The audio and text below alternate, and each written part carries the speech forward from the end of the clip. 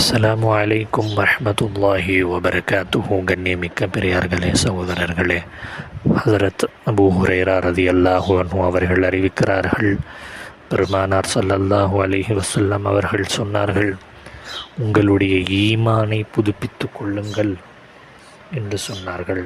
அப்போது கேட்டோம் நாங்கள், யா ரசூலல்லாஹ், இவ்வாறு நாங்கள் எங்கள் ஈமானை புதுப்பித்து கொள்ள வேண்டும் என்று சஹாபாக்கள் வினவிய போது, அப்பொழுது பெருமானார் ஸல்லல்லாஹு அலைஹி வஸல்லம் அவர்கள் சொன்னார்கள், லா இலாஹ இல்லல்லாஹ் என்ற இந்த கலிமாவை நீங்கள் அதிகமாக கூறுங்கள் என்று சொன்னார்கள்.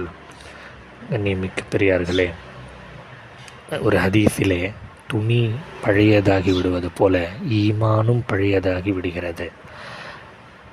ஆக இந்த ஈமானை புதுப்பித்து தருமாறு நீங்கள் அல்லாஹ்விடத்திலே அதிகமாக வேண்டிக் கொள்ளுங்கள் என்று பெருமானார் ஸல்லல்லாஹு அலைஹி வஸல்லம் அவர்கள் அருளியிருக்கிறார்கள். இந்த ஈமான் பழையதாகி விடுறது இருக்கே, இது எதனால் பழையதாகுதுன்னு சொன்னால், பாவங்களுடைய காரணத்தால் இந்த ஈமானில் இருக்கக்கூடிய சக்தி, இந்த ஈமானில் இருக்கக்கூடிய ஒளி, இதெல்லாம் போயிடுறது. இன்னொரு ஹதீஸில், ஒரு அடியான் ஒரு பாவத்தை செய்யும்போது அவனுடைய இதயத்தில் ஒரு கருப்பு புள்ளி விழுகிறது. அப்போ அவன் சரியான முறையில், தூய்மையான முறையில் தௌபா செஞ்சால் அந்த புள்ளி போயிடுது. அவன் தௌபா செய்யலைன்னா அந்த புள்ளி அப்படியே இருக்குது. அப்போ அவன் மீண்டும் பாவங்கள் செய்ய செய்ய ஒவ்வொரு கருப்பு புள்ளியும் விழுந்து விழுந்து இறுதியாக அந்த இதயம் முற்றிலும் கருமையாகி துருப்பிடித்து விடுகிறது என்பதாக நல்லோர்கள் நமக்கு சொல்லுவார்கள்.